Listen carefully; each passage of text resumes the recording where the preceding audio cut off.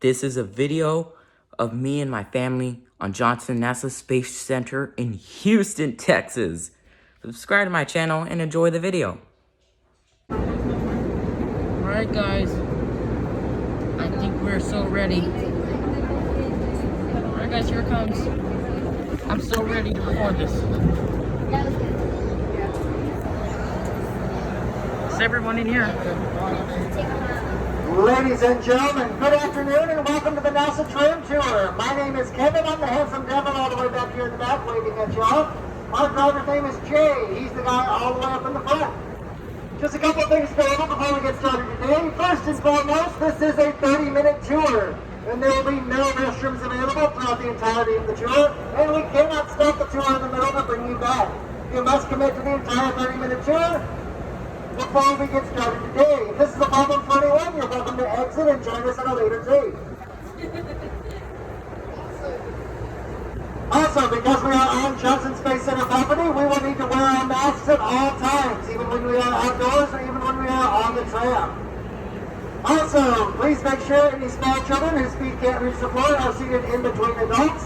Any children under the age of 2 should be in the lap of an adult. Please remain seated while we're in motion. Please keeping your hands, arms, feet, and anything you'd like to keep inside the tram at all times.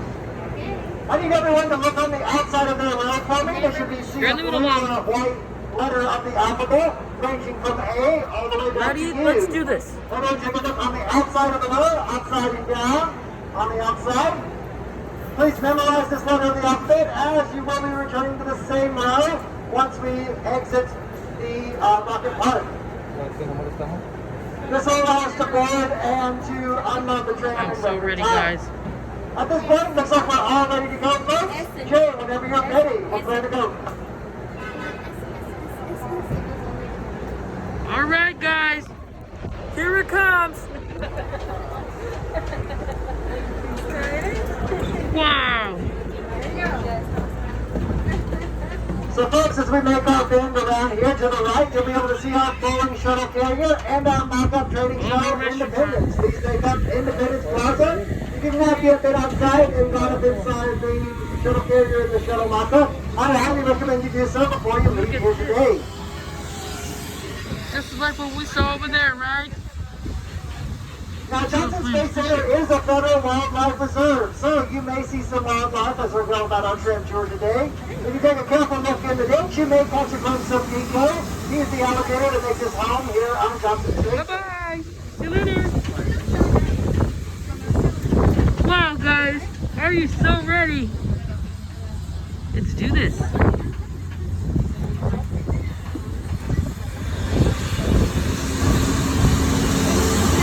Make a little noise.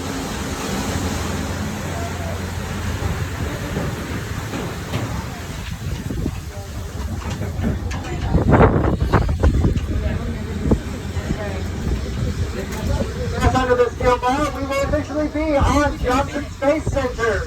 You are now on federal land. Please refrain from making any federal laws while you're here. Take a look off to your left-hand side. You'll be able to see in the shade of the trees some of our historic Texas Johnson Space Center. The land that Johnson Space Center sits on, and on the right you see some of the deer I was talking about earlier. The land that Johnson Space Center sits on used to be owned by the ExxonMobil Oil Company. From Rice University, and then leased to NASA in order to build the Johnson Space Center. Oh yeah, the Johnson Space Center. That land to agricultural projects and livestock like the longhorn you see on the far right. I'm sorry, to our left. People ask us all the time, do we send these cows into space? We say we've never heard of anything more utterly ridiculous. I know, right? So folks, to the right, us inside, we have the building that houses our Saturn V rocket, the largest most powerful rocket ever successfully flown. As we move up here to Rocket Park, we ask that you please remain seated until Jay or myself come by and dismiss you row by row. Once again, we ask that you please remain seated until Jay or myself comes by and dismisses you row by row. Is this right? Look over there. Look, there's cattle over there. Right next to the Space Center. See? Look. I'm gonna take a picture. I've been in there. this? What, honey? Whole ranch, right? Yeah, it looks like it. Well, he said it was a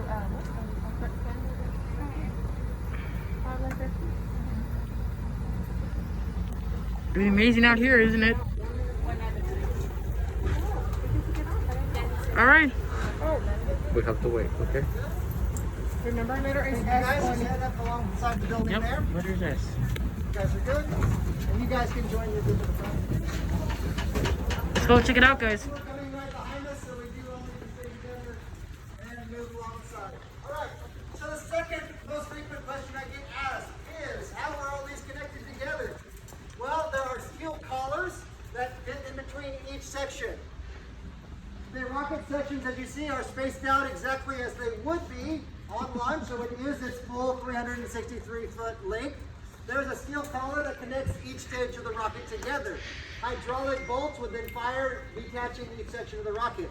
We do have those steel collars here at our facility, but for display purposes, we've removed them from this rocket.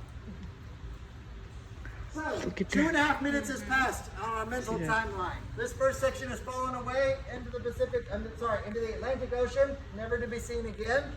This second stage is much smaller. It contains only 200,000 gallons of liquid hydrogen and only 83,000 gallons of liquid oxygen. This section will take 8 minutes to burn through all of its fuel completely. At this point, the Saturn V rocket, or what remains of it, will be 114 miles above the Earth. The same altitude, incidentally, that the Mercury Redstone carried Alan Shepard there and back. This section will detach and will instantly break apart and burn apart in Earth's outer atmosphere. So no section, no piece or part of the stage 2 of the Saturn V rocket's ever been recovered.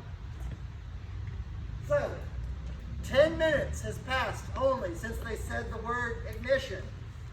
And now 2/3 of our rocket and most of the fuel is already gone. So you can imagine, think about the cost of building these two sections. Yes. And knowing that they're only going to be used for 10 minutes and then never seen again. At this point, we'll walk down to my favorite part of this rocket, and that's the stage 3. Let's see.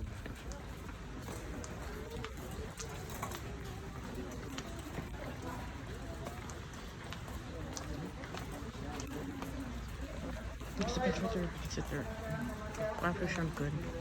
Alright, now guys, 10 minutes has passed since ignition. Our rocket is now fully in outer space, which is why this third section only has a single rocket, because we no longer have to contend with fighting Earth's atmosphere. My favorite part is this third stage. Why? Because this rocket had to do what no rocket in the history of humankind had ever done prior to that time. It needed to fire, stop, and restart again in 2 separate stages. These 2 stages of the rocket, and every rocket ever built before that time, have been single-stage rockets, meaning they will fire once, burn through all of their fuel, and then they're done. This rocket, remember, we're now 114 miles above the Earth. This rocket would fire for the first time, taking our astronauts not towards the moon, but in fact the exact opposite direction. It would carry our astronauts for a full rotation around the Earth. The first stage of the rocket would get the Saturn V, what remains of it, to 17,500 miles per hour, or roughly 5 miles per second. That, for those of you who are taking notes, that is the speed that is required for a stationary orbit of the Earth. So the International Space Station and every satellite ever launched had to maintain that speed. Any slower, and you'll begin to lose altitude. So this rocket is fired once, getting us up to 17,500 miles per hour. We are making our journey around the Earth. Once we made a full orbit at just the right moment, this rocket will fire a second time.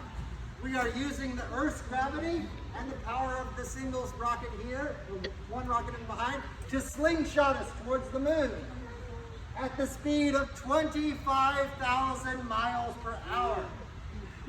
That, kids, if you're taking notes, is escape velocity. 25,000 miles an hour is the minimum speed required to break Earth's gravitational pull.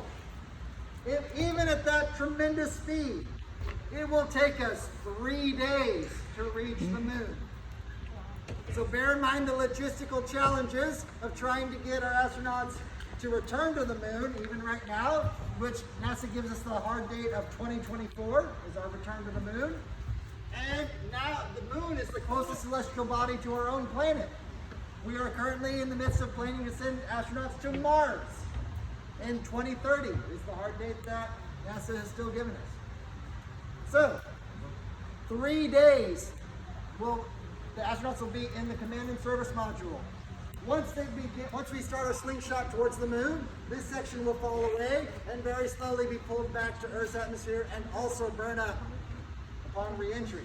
So no section of this third stage is ever recoverable or reusable. So, Third stage, it does not return. It stays in space. Actually, most of them are still out there. They're actually in a heliocentric orbit around the sun.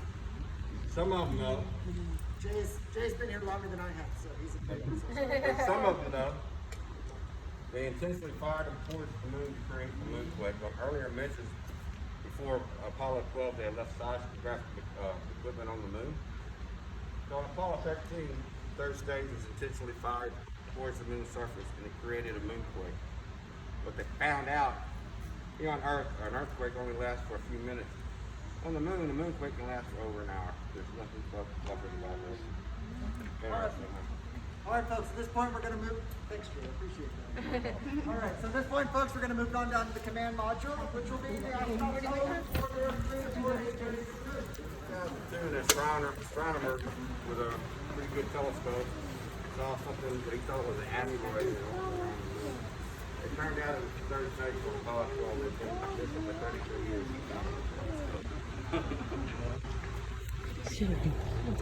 So, folks, at the end of the 3-day journey, all 3 astronauts are back here in the command module, which is this code section here at the beginning.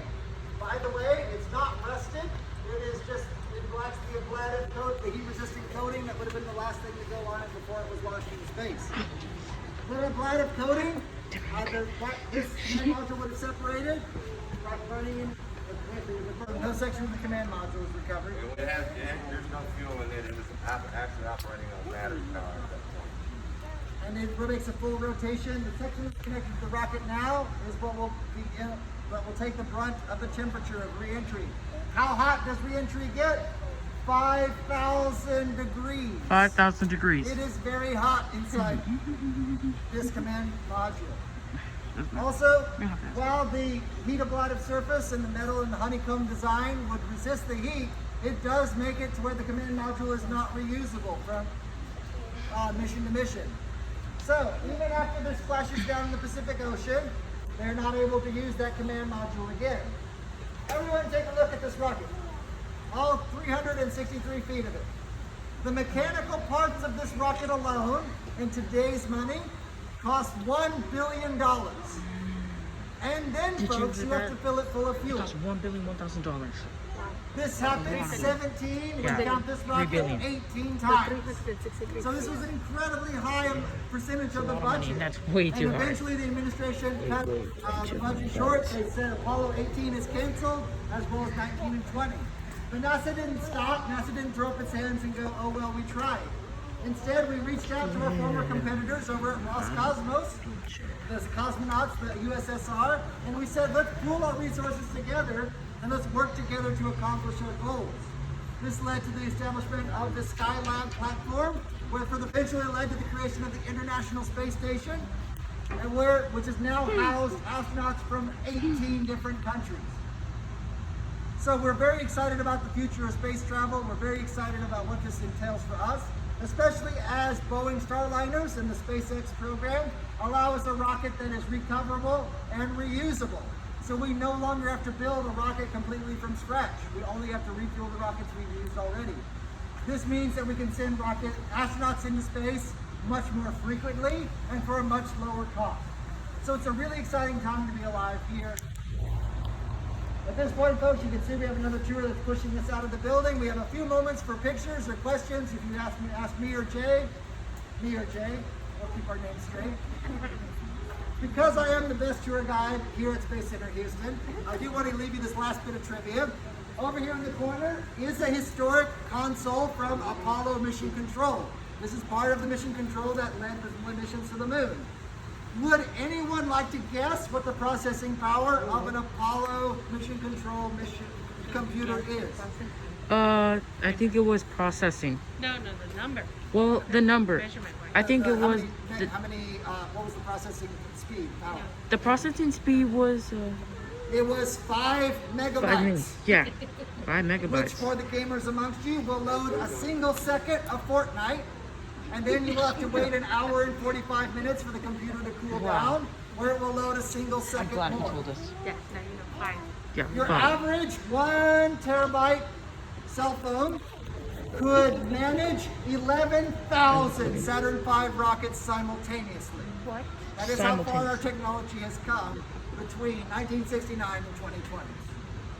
So, and even right now, less than a block away from us, Houston Mission Control is still in contact with the International Space Station. So you can imagine if that's what they were able to do with only 5 megabytes, think of what we can do now with the incredible processing power of our International Space Station. Another question. Yes, sir. Why 2 different types of fuel? Because those fuels will burn, that will produce more power at different altitudes. That's a great question. Yes, sir. I also agree with him that yes, it will burn. All right, folks. We have just a few moments for, concur? for You the concur? pictures. I do concur. Questions before That's we true, have to Mom. go back outside. Don't have to annoy my Once neighbor. we We're doing reboard great. the trams, please go back to the road that you rode in on, please. There was only actually about 9 missions that made it to the moon itself. Up until Apollo 8, those were basically test missions and unmanned missions. Apollo 8 was actually the first manned mission. So they had Now, folks, keeping in mind the $1 billion price tag for a Saturn V rocket, as we make our first turn here, I want to draw your attention to the left-hand side, where you'll see our Falcon 9 rocket, our newest exhibit. Good journey here at over Space there, Center Houston. right? The Falcon 9 rocket was graciously donated by our friends over at SpaceX. What it represents is a radical change in space travel. Look. Here we have a rocket that no longer has to be built from scratch for every launch, but instead can be recovered, repaired, refueled, and yes, reused. This means we're able to send astronauts into space much more often and at a much lower price. This means that the future of space travel is vibrant, and we need as many engineers, scientists, and astronauts as we can to make this dream a reality. I like to work If you've here. enjoyed our tour here today, maybe one day you'll consider becoming one of those astronauts, scientists, or engineers, and coming back to join our team here at Space Center Houston. Jay and I would like to thank you all very much for joining our tour today. If you've had fun, my name is Kevin, and our driver's name is Jay. If you did not have fun, my name is David, and our driver's name is Matthew. Well, guys, this is it. 30-minute At this tour. point, folks, I want to welcome you back to Space Center Houston. As we enter the train boarding area, once again, I'll ask that you please remain in your seats until Jay or myself comes by and dismisses you row by row. Please take a look around in your seat, making sure that you don't leave any fallen persons or personal belongings behind. Or children, anything left behind will be donated and sent into space. Thank you all very much for joining us on our trip tour today, and I hope the rest of your day is out of this world. Again, please remain seated until Jay or myself comes by and dismisses you row by row. Okay. Well, guys, that's the end of the tour.